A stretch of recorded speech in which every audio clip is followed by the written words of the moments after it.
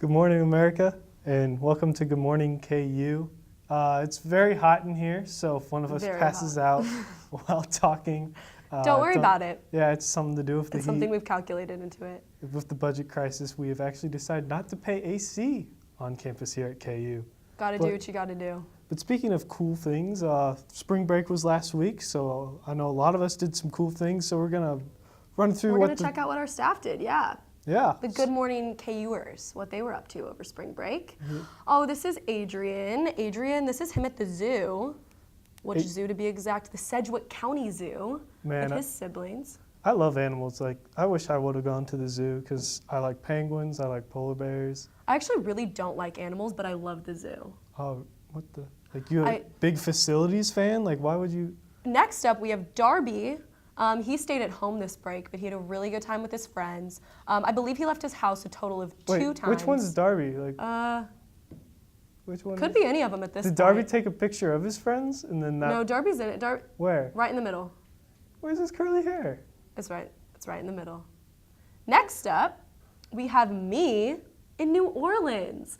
Fun fact, in order for this picture to be successfully taken, my mother did squat in the middle of the street to get these angles, but it was definitely worth it. Definitely worth it. How did the cars that were waiting behind your mom? Oh, didn't love it. This is Mel. She's in Puerto Rico. Oh, that is some blue ocean. I watched a lot of Caribbean Life on HGTV. I'll admit that. Oh, so you're like seeing what she was actually experiencing. Yeah.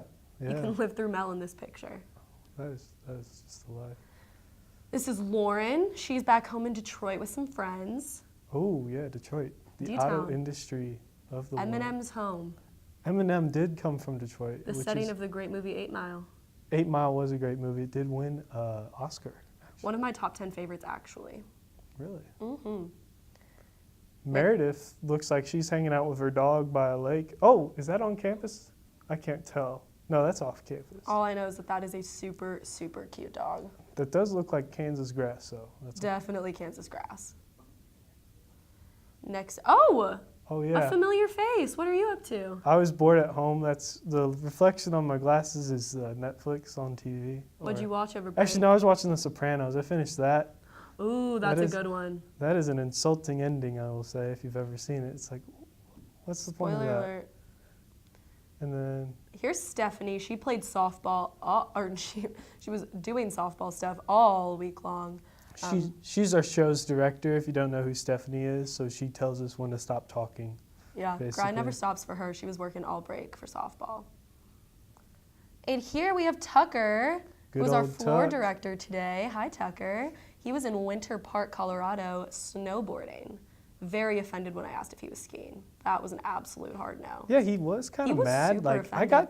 It was a really weird energy I got. Dirty from look. Yeah. I honestly thought he might swing at me or something. I was nervous. But no, he was, in fact, snowboarding. But it's just the heat. Like, it's just the heat. It's getting to us.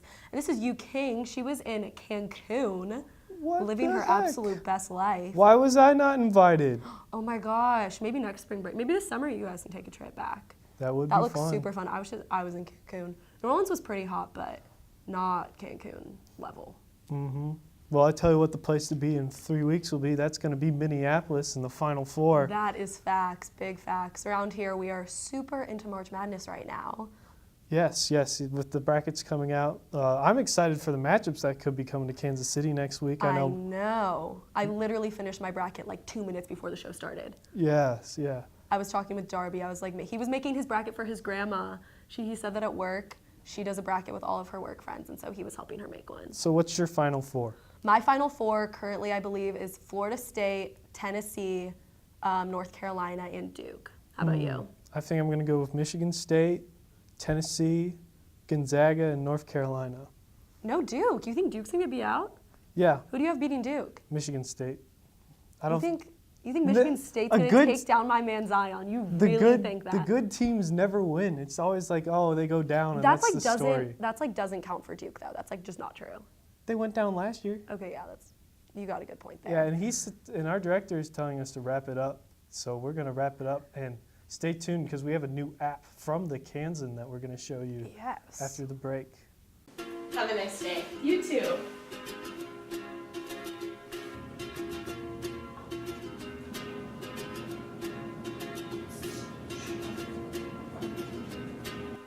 Have a great day. Thanks, you too.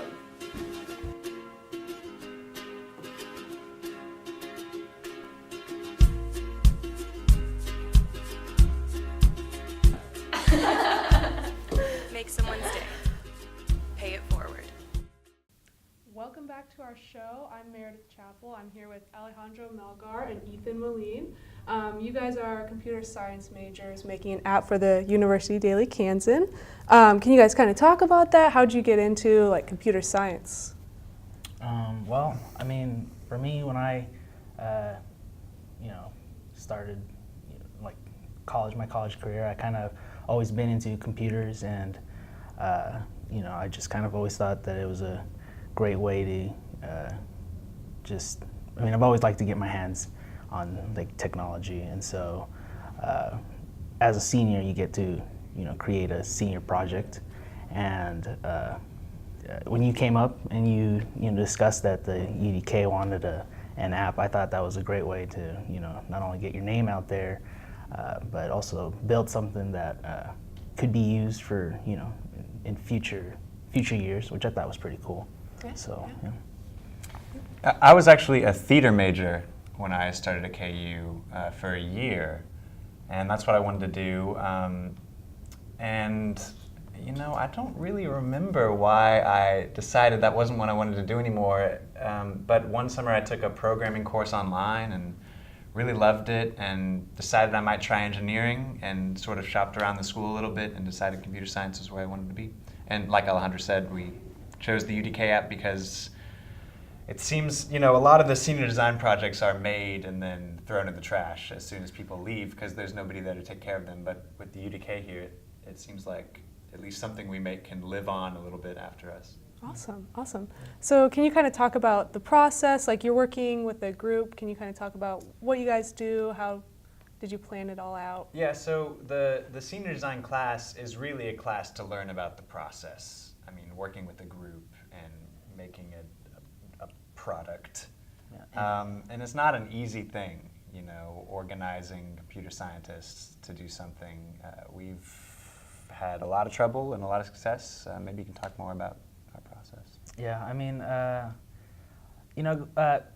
coming together is pretty hard a lot of the times because as college students we all have like different schedules, and a lot of times they don't overlap, or we have something going on, and when someone wants to meet up, but a lot of times that happens to us as well, but we've been carefully working on this project. We've been managing to get reading articles. Like we've had to. So in the industry right now, there isn't necessarily a way to actually build an app in an easy manner. So we have to actually build from the ground up. So we have to grab all the articles that are published on the UDK manually and put them onto a server for us to then display on our app. And it's been a process because it's for us at least, it's uncharted territory. I don't know about you, Ethan, but it's also difficult because in a real company, if you're in PR and you're making your news app, you might have a large team and a lot of time, and we have a small team in a semester. And while we've done a lot of the design and planning beforehand, it still comes down to actual implementation. And so we've used a lot of, Facebook has a tool that helps you make mobile apps for iPhone and Android instead of having to write the same app twice for both phones. And so we're using that tool just to make our lives that much easier. We don't have to make the app twice. Yeah. So coming up with not shortcuts, but things to expedite the process has been important. Awesome. So kind of, it's March now. How much longer do you have for the rest of the app, and what are you kind of finishing up? Are there any challenges for the short time period you guys were talking about? Technically, we have up until stop day, up until the last day of the semester. It would be I think, really bad if we didn't have an app on the App Store before stop day. Because once you get it onto the App Store, then there's still the problem of bugs and problems that you need to fix and find. So it's not done once it's on the App Store. So it would be nice to finish it before. We don't really have a timeline. We had to make a timeline for the class, but we've sort of not followed it very well. Yeah, it flows, and Yeah. it depends on, again, it goes back to how busy everyone is. But it's coming along really well, I think. What you saw on the screen in the background, that was actually your examples of what you would like the app to look like. And we've shown you a demo of it, and it's still a beta version of the app, and doesn't necessarily look the greatest yet. But it's nice to see your actual work out there. So it's only a matter of time at this point. And we've started demos with our professor, so every couple of weeks now we have to have an improved version. So yeah, there is a constant what is the word, pressure, I guess, to get more of the project done. Yeah. And we haven't run into any problems lately, so I'm pretty excited to see how it turns out. Awesome. So kind of after, you're finished with the app and after you graduate, what are you guys planning on doing? Do you have any jobs lined up, or are you wanting to work with apps, or, Well, at least for me, I kind of, I came into taking this project with the mentality, like I said, to get my name out, to make it easier for myself. But, eventually, hopefully we'll see how it goes. Yeah, if I could make a mobile app like Flappy Bird and make $1 billion, I think that would be the way to go. Yeah. Awesome. Well, thank you for coming on the show. It was really interesting to learn more, but we are going to go to the news next, so stay tuned. You may not hear it at first, but it's there. Our chant, rising.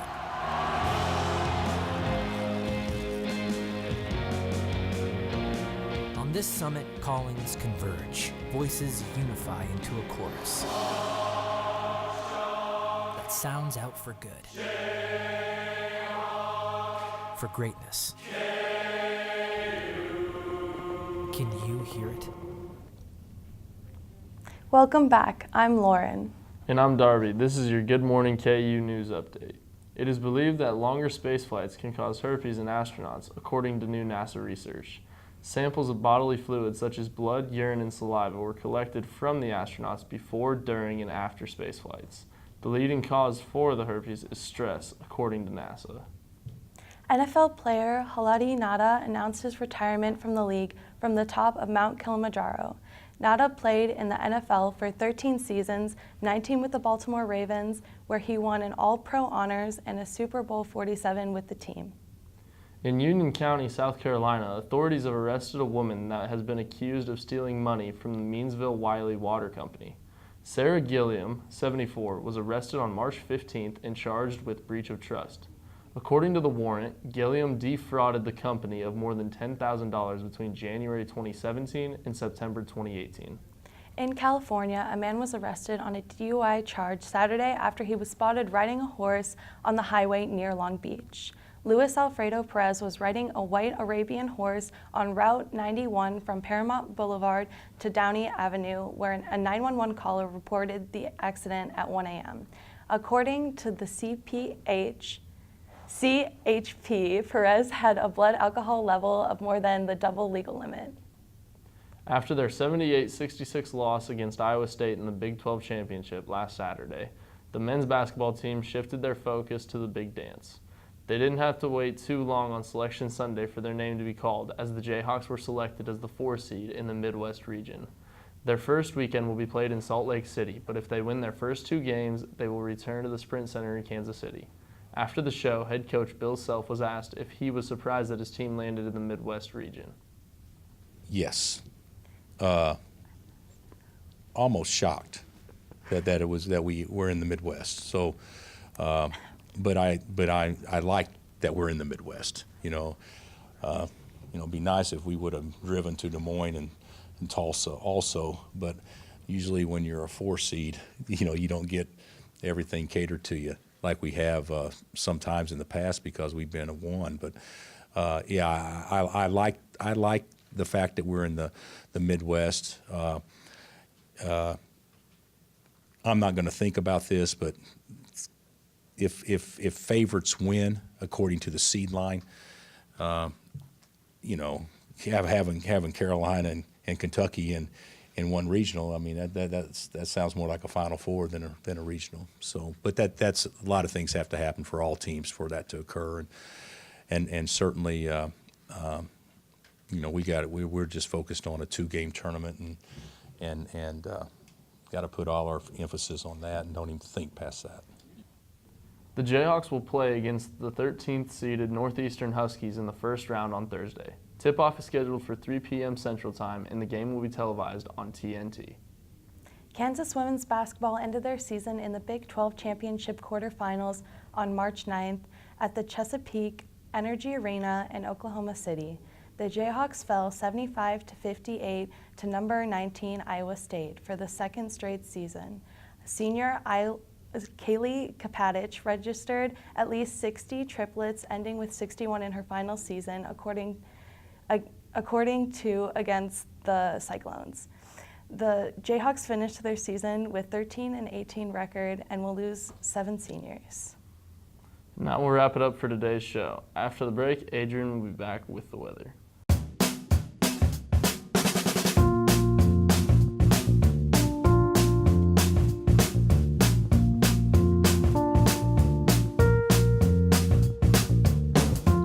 When you shop local in the heart of the city, you support the people that make our community thrive.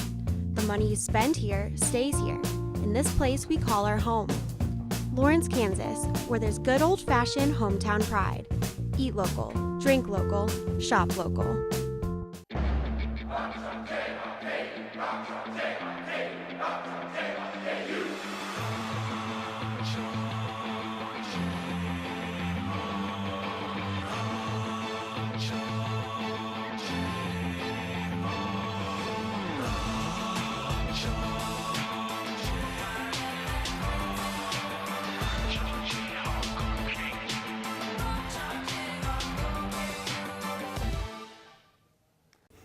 Hello, and welcome back to Good Morning KU. I'm Adrian Campa here with your weather forecast.